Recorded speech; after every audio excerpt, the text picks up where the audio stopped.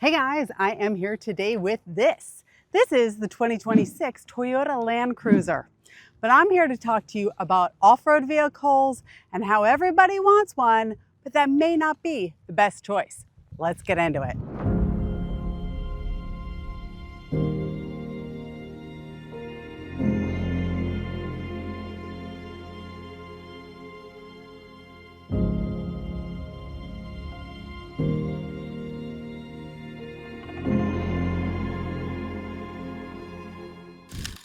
Land Cruisers, G-Wagons, all these off-road vehicles, right? Broncos, everybody loves them and everybody wants one. And that comes with heaps of capability, but a bunch of things you may not be prepared for. Let's talk them through and make sure you're ready before you pull the trigger. Let's go.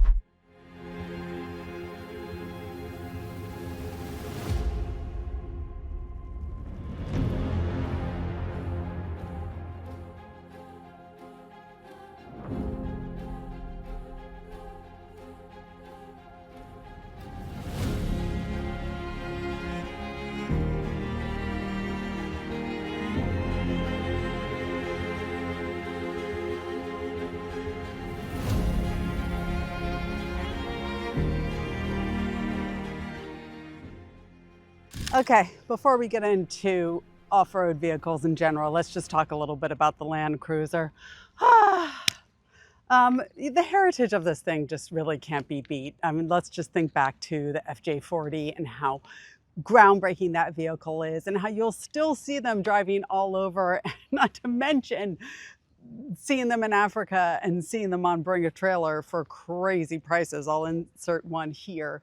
But also there have just been generations and generations of this vehicle that people have driven until the wheels fell.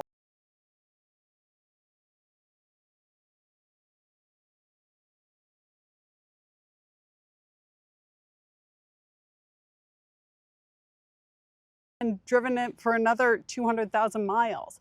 It really represents the pinnacle of capability meets durability meets, practicality, and in many cases, freedom, beauty, all these wonderful things.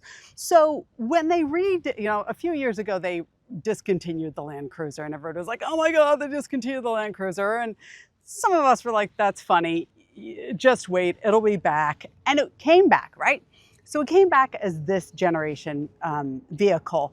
And the old school guys were not happy, okay? So first of all, it's a hybrid engine. It makes all kinds of noises. There is a lot of technology in here, and I'll talk you guys through that. And certainly something that the old school Land Cruisers didn't have. But also, it just felt a little too luxurious, which was never really a Land Cruiser thing. So besides those old school guys, there are a lot of people wanting this vehicle. It's wonderfully capable. It has this really nice, quiet luxury thing, right? If you drive a Land Cruiser, you're not the obnoxious person in your G-Wagon. You're not the look at me, I bought a resto mod. You're like, yeah, I know, I could go off-road. I could, do anything today, but I'm not. I'm gonna go to Costco instead. So there are lots of beautiful things about this car. A lot of those things come with problems. We're going to talk through those so you can know what you're getting yourself into. Let's go. All right, turning on the engine. Did you hear that? Wasn't much, was it? I'm also putting on a little butt cooler, adding some AC, putting it all on max. Oh, I've got my cool box here for where my drink was to keep it cool. Now listen. As I said all of those things, a bunch of the old school guys rolled their eyes. I don't need no stinking butt cooler, seat warmer. Come on, wake up, be a big girl. And I get it, it's not what they want. And who can blame them?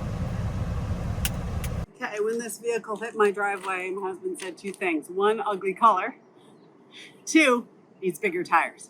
All right, so when you've got a big, capable car like this, you need big, capable tires. Or do you? Well, tires affect 30% of your MPG. In this, I've got this inline four hybrid engine, right? So I'm getting this great mileage for a vehicle this size. So I have to be careful about the tires I put on it. And here's how that is going to affect you. The tires I'm running on these are the Michelin LTX Ultra, right? LTX Trail, Michelin LTX Trail. That's a multi-purpose tire. A lot of you are going to be tempted to put a bigger tire on that, right? A nubbier tire with sort of convex nubs on it. Let me tell you this. Number one, tires can affect up to 30% of your MPG. So if you're driving on big nubby tires, it's going to slow you down a little bit, right? Number two, those nubby tires are going to mess with your ride. It's going to make it a little bumpier. I don't know if you guys have ever been in a car that was meant for off-road, and those tires are crazy, and you can barely have a conversation because number three is noisy. Makes for a lot of noise in the cabin in general, makes it really uncomfortable at higher speeds. The other thing that's going to be affected by driving a vehicle that's meant for off-road is its size and weight. Number one, this is a big car, yes, and that has its pros, but it also has its cons. And it's also a heavy car, so again, that has its pros and its cons. The maneuverability of this off-road, just a little bit, is fantastic, right? It's a Land Cruiser, it's meant to do that. In a parking lot, not my favorite vehicle at all. It doesn't have all-wheel steer like that off-road Hummer. No, it does not. Putting it in a parking space isn't a whole lot of fun. Is there a lot of technology to help you? Yes. Is that annoying? You betcha. But it's this funny feeling because this has become a bit of a luxury vehicle.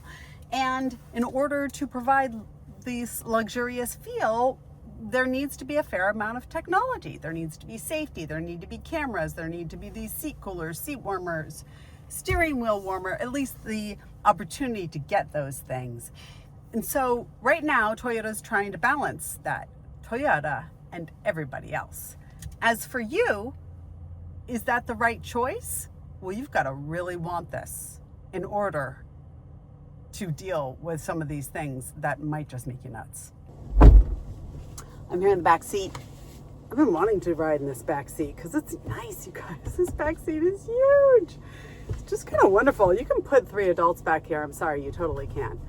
All right, let's talk. I'm here in the back seat because I want to talk to you guys about safety.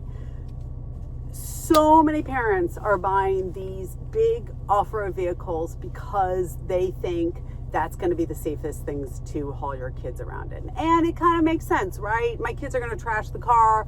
I don't want something with Napa leather and, a suede headliner for them to, wipe PB&J on it. So I'm going to get something that feels like I can hose it out and I can throw the dog in and all that. And this is certainly that car. I'll show you what my Great Dane thinks in a minute. But before you get all excited about the safety of this car, I want to talk to you about the safety of these off-road vehicles in general. On the pro side, number one, having a car that is up high is giving you increased visibility, that ride height, right? Especially with these big windows in this Land Cruiser. Oh my goodness, it's amazing. Two, that elevated ride height is making you less vulnerable. Think about what it would look like to be T-boned by a Lincoln Navigator if you're in an MX-5 Miata or a Porsche 911 versus a G-Wagon or this Land Cruiser, right? Just the physics of it. You're just going to do much better. You're gonna have a side curtain airbag. They're gonna be hitting steel. Everything is you're just going to be safer. So all of that is great. However, that doesn't necessarily make it safer. Hear me out. Number one, when a car is less maneuverable, it can create problems. It means that you cannot maneuver out of the way when you see something in your path, right? It doesn't necessarily mean that you can accelerate quickly enough to get away from something that may be dangerous or when you encounter a problem.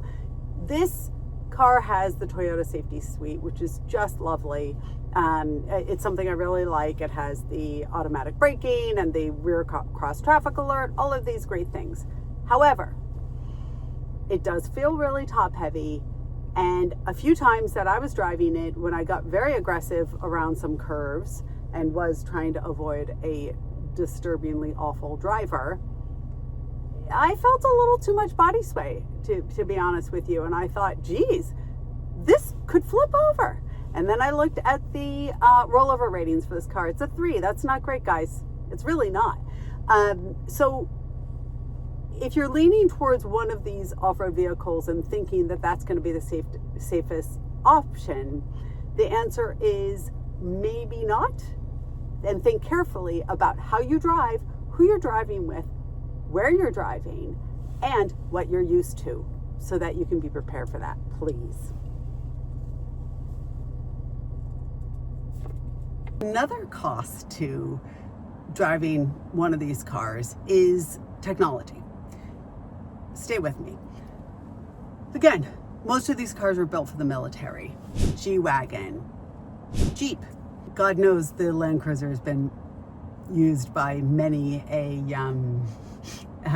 militia throughout history for good reason, because it's just so wonderful.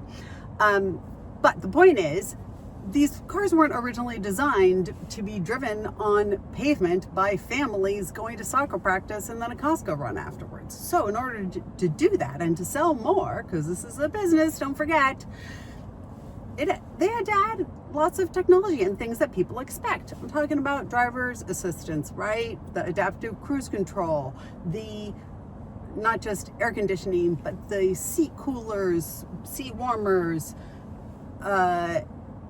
Apple CarPlay, Android Auto, things like that, over-the-air updates. These are the kind of things that the modern consumer expects, or so the automakers think. So when you do that and you add that to a vehicle that already has the capability for electronic hill descent assistance and for four-wheel drive and all these sand, dirt settings, crawl, you add a lot of technology, which is great until it breaks. Until it breaks, or until you just don't want that technology bothering you. How many times have you guys been behind the wheel and it's like beep, beep, beep. You're like, oh, what is it now? The number of emails and texts I get about this stuff is just outrageous. So could you take a few hours of your precious time and learn these things and get the settings just right? Of course you would. But I happen to know, by witnessing so many of you that are still holding your phone and talking on speakerphone, that you just won't. So the irony here is, in an attempt to make these very capable vehicles more luxurious and more comfortable for us, they become less comfortable.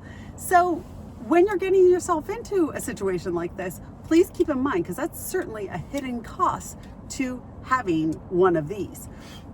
I'm also curious if there are those of you that hate the technology and thus are going towards older cars because of that. Please let me know in the comments, because I'm absolutely fascinated by this phenomenon. I notice it with a lot of my friends, and I think it's one of the reasons we're all looking to drive cars until the wheels fall off, because the technology is annoying. While it can be great, but it'll also be a part-time job. All right, let's keep moving. Let me tell you more.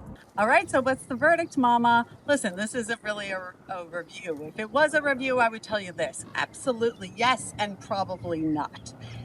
And for the same reason that I would say that about many wonderful off-road vehicles today.